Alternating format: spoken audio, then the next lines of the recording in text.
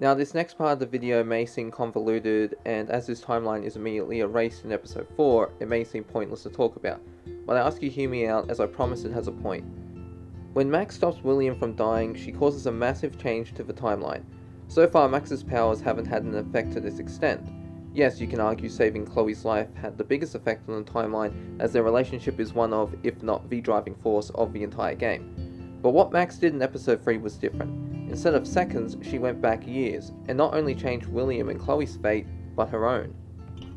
In episode 3, while going through various files of students at Blackwell, Max can come across and read her own. While reading it, we can see that she is in an IEP program, which stands for Individualized Education Program, a program usually reserved for students with some form of disorder, which means they need help. Now, it's not clear exactly what type of disorder Max has, but from everything we know about Max and her interactions throughout Life is Strange with various people, it's clear she has some kind of social anxiety. She's shown to be quite introverted and slightly self-conscious, especially when it comes to her photography. According to Max, she prefers to observe the world rather than participate in it. Taking pictures is her way of interacting with the world, yet not truly participating in it. I believe Max wasn't born with any anxiety or social disorders, but acquired them when William died. His death traumatized Max, but not to the extent that it had on Chloe.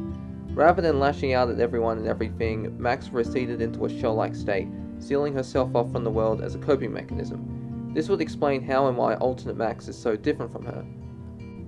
In the alternate timeline, Max is a member of the Vortex Club, she smokes pot in school, is friends with Victoria and Nathan, and from the way Victoria is sucking up to her, possibly Queen Bee, a role which is clearly Victoria's in the original timeline. This Max isn't shy or insecure, and we know this Max wrote letters to Chloe, keeping more in touch with her than our Max.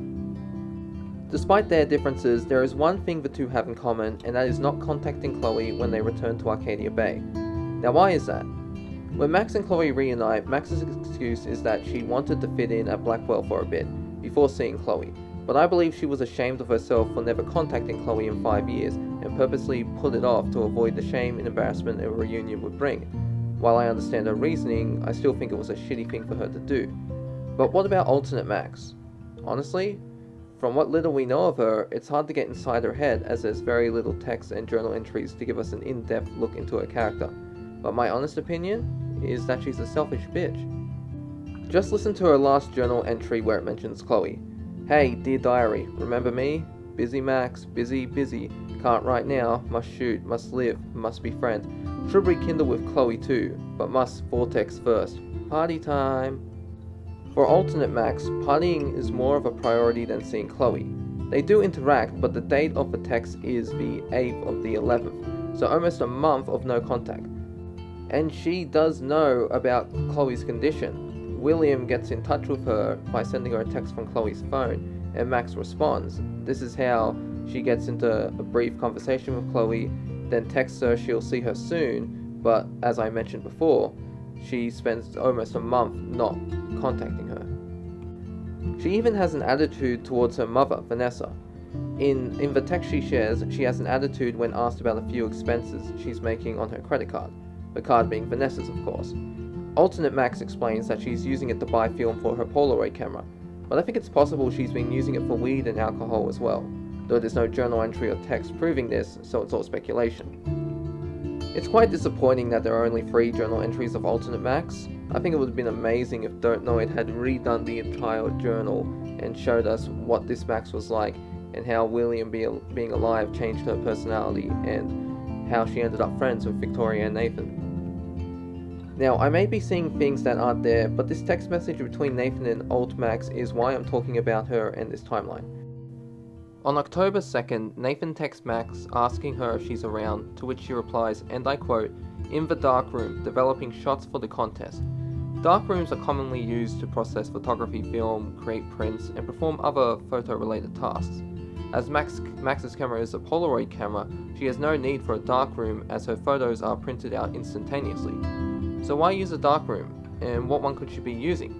There is only one darkroom mentioned and shown in all of Life is Strange, and that is the one under the Prescott barn. This is where things start to get convoluted. In the original timeline, Kate Marsh is abducted on October 4th, just 2 days after Max sends this text to Nathan. Now, if Rachel Amber's fate in the original timeline is the same as this alternate timeline, who's to say the same thing didn't happen to Kate? What if the contest isn't the everyday hero contest, but a contest between alternate Max and Nathan to see who can better capture Jefferson's vision of what capturing that moment of innocence evolving into corruption is? Now, if Rachel's fate is the same in the alternate timeline, then who's to say Nathan's fate isn't either? Jefferson explains to Max that after Nathan accidentally killed Rachel, he couldn't keep him around for much longer. As he puts it, "I can't share my vision with amateurs." He even praises Max on her innocence and beauty in episode 5, explaining that he always was impressed by her perfect self-image. And as he's obsessed with capturing the moment where innocence evolves into corruption, what better way to do this to Max than make her his apprentice, twisting her gift into a twisted reflection of his own work.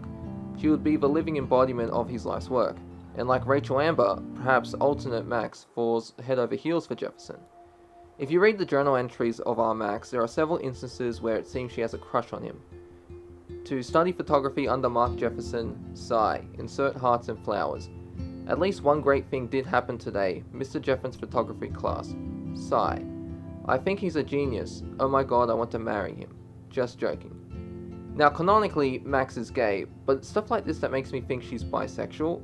She clearly has no interest in Warren other than as a friend, yet seems to be crushing hard on Jefferson. Now on Double Exposure, Max has the chance to kiss Vin, which should prove she's bi, but I don't consider that canon for a number of reasons. Yet, since Square Enix owns the rights to Life is Strange and let Deck 9 develop this game, then canonically now Max is bi.